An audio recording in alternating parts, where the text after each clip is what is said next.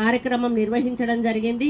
దాంట్లో కలెక్టర్లు మానిటరింగ్ చేస్తూ మరి ప్రతిరోజు రిపోర్ట్స్ తెప్పించుకొని మరి వాళ్ళు చాలా జాగ్రత్తగా దీన్ని డీల్ చేయడం జరిగింది.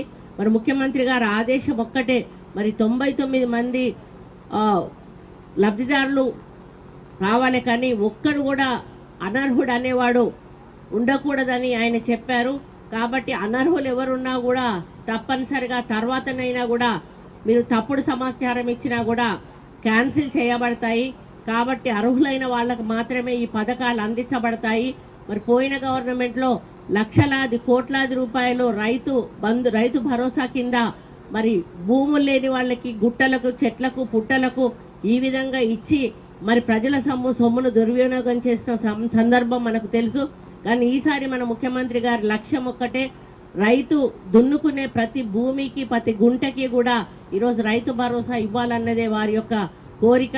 అదేవిధంగా రేషన్ కార్డ్స్ ఇంట్లో అర్హులైన వాళ్ళకి ఇవ్వాలి, రైతు కూలీలకు ఆత్మీయ భరోసా 12,000 ఇవ్వాలి అనేటువంటి ఒక లక్ష్యంతో మరి ఈరోజు ఒక్కొక్క మండలానికి ఒక్కొక్క గ్రామం పూర్తిగా అర్హులైన వాళ్ళకి ఇచ్చే కార్యక్రమం పెట్టుకొని హసన్పర్తి మండలంలోని ఈ గ్రామాన్ని సెలెక్ట్ చేసుకొని ఇక్కడికి మేమందరం కూడా వచ్చి మా చేతుల మీదుగా ఈరోజు ఆ పథకాలను మీకు అందించబోతా ఉన్నాము. కాబట్టి ఈరోజు రాజ్యాంగం రచించి మరి మనం అందుబాటులోకి తెచ్చుకొని 75 వసంతాలు పూర్తిగా వస్తున్న సందర్భంలో ఈ గణతంత్ర దినోత్సవం రోజు ఇంత మంచి పండుగ జరుపుకోవడం చాలా ఆనందంగా ఉంది.